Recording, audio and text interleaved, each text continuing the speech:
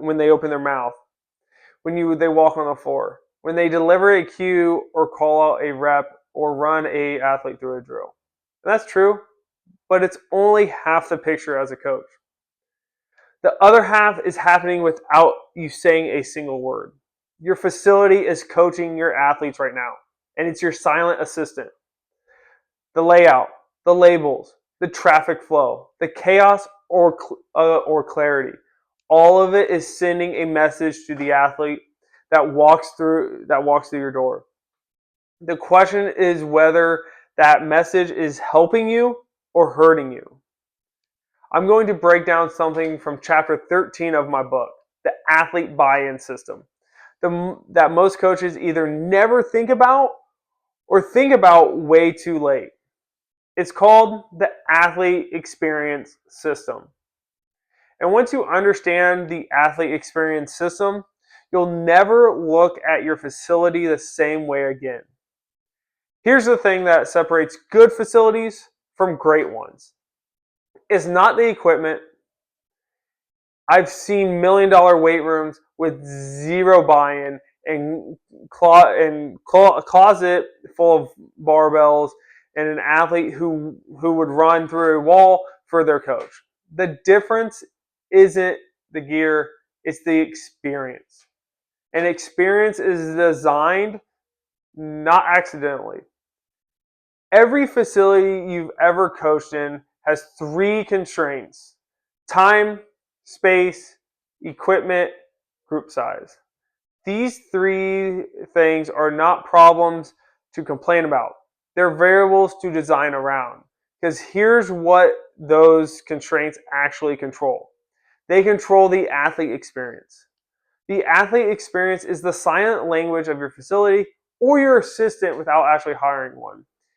It's everything an athlete perceives before you say a word, before an exercise is programmed, before you ever coach, before the session ever starts, before the first set. From the second they walk into the door. Think about it from an athlete's perspective. They walk in. Do they know where to go? Do they know what they're doing today? Do they know where their equipment is? Can they find what they need without asking someone 3 times? Or are they confused? If they're confused, you've already created confusion, which is going to drive buy-in down. Are they standing around? Are they bunched up in the same corner because that's the only spot that makes sense to them? That's confusion, even if it's small. Even if it only lasts for 30 seconds, that's a disruption point, and that is where buy-in is going to fail. And as coaches, we have 100% control over this. And the disruption points are going to pull buy-in down every single time. I call these traffic jams or gridlock zones. Every facility has them. It's usually around the squat racks or at the entrance to the turf or at the single cable machine that everyone needs at the same time. And most coaches just accept it. They're like, oh, that's just the program. That's what I'm going to do because that's what needs to be done. They chalk it up to a space problem or a class size problem. But it's not. It's a design problem. Gridlock zones can almost always be reduced or eliminated by rethinking your daily session map. The daily session map is the blueprint for how athletes move through your facility from entry to exit. Not just what exercises they're doing, but where they start, what station they are going to, how they flow from one section to the next, what are they expected to know without being told. Think of this like a GPS. A GPS doesn't yell at you every 2 seconds. It gives you a route, it anticipates the next turn, and it gives you your destination without drama. That's what your session map should do for your athletes. Should be a GPS to guide them through the session and create the best experience possible. When I build a session map, I'm thinking through every stop an athlete makes on the floor for that hour. Entry point. Where do they come in and what's the expectation? Where are they when they arrive? Warm-up station. Is it labeled? Is the equipment already out?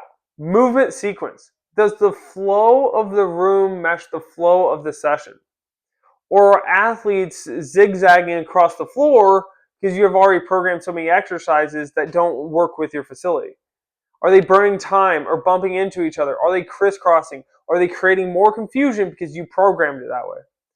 Destination agenda. This is what I call the live playbook for your session. It is a written minute-to-minute breakdown of what's happening, not just for you, for them. It's posted, it's visible, and it removes 80% of the logistic questions or confusions that the athlete will have because you've already come out, because you already know you can already fix that. Here's why this matters for buy-in specifically. Confusion creates friction. Confusion creates friction. Friction creates hesitation. Hesitation creates disengagement. And disengagement is the death of buy-in.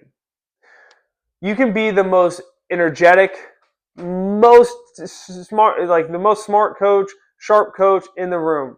But if your athletes spend the first 8 minutes of the session trying to figure out what they're doing and where they are going, you've already lost momentum that you're going to spend the rest of the hour trying to get back. The flip side is also true. When the athletes walk in, they know what to expect. They immediately know what to do, where to go, how to do it, and they have no ability to have frustration. That's where they feel confident to have success. They feel like they belong there. They feel the system is built for them, not assembled in the parking lot 5 minutes before the training session. That feeling is buy-in before you've ever coached a single rep. Here's how I want you to apply this. Start with a simple audit. Next session, watch for the first 10 minutes. Like you're actually a brand new athlete or a brand new coach just getting hired as an intern. Go back to your intern days. Do this. Think about what you did as an intern. Where do the athletes get stuck? Is it a specific spot they could go into? Where are the questions coming from? Is it a traffic pileup? Are they all on one station? These are your gridlock zones. Write them down. Then ask yourself, can I solve this with the label? Can I solve this with a different equipment placement? Can I solve this by posting the session agenda where athletes can see it before the session starts? Find the ways to fix these disruption points. Most of the time, the fix is simple. A label on the rack, a printed card on the station, a session map on the whiteboard by the door. The basics done consistently are worth more than any complicated system you try to build on top of confusion. Then build your destination agenda. Write out your session, minute to minute. Here's an example that we can walk through. Entry, 0 minutes. Athletes begin dynamic warm-up at their assigned rack. 5 minutes, core 4 prep begins at designated station, equipment already placed. At 12 minutes, transition to primary lifts. Here's the set, the rep scheme. Here's the load expectation. Here's what done looks like. That's about 23 minutes. At minute 35, conditioning block begins at the turf markers, goes through the conditioning. Minute 50, cool down at assigned spot, session reflection. That map is your silent coach working on your behalf, even when you're in the middle of coaching someone else. Your facility should be able to guide 25 athletes through a session without every one of them needing your direct attention to figure it out. This is what chapter 13 of my athlete buy-in system is built around. The idea that your facility speaks. It is your silent coach. It is your assistant that you don't have to pay. It has a voice. The question is whether the voice is saying, we have a system here and you are a part of it, or we are figuring this out as we go and I hope you can keep up. One builds trust, the other erodes it. Slowly, quietly, and consistently. Here's the one thing I want you to walk away with from this video. Your coaching doesn't start when you open your mouth. It starts when your athlete walks in the door. If the room is chaos, you are already behind before the session begins. If the room is a system labeled, mapped, you have already coached before you said a word. That is the power of the athlete experience system. That is the silent coach, your assistant you don't have to pay for. If you want the entire full breakdown of this system and every other system behind athlete buy-in, the athlete buy-in system is available right now. The link is below in the description. And remember, systems drive success.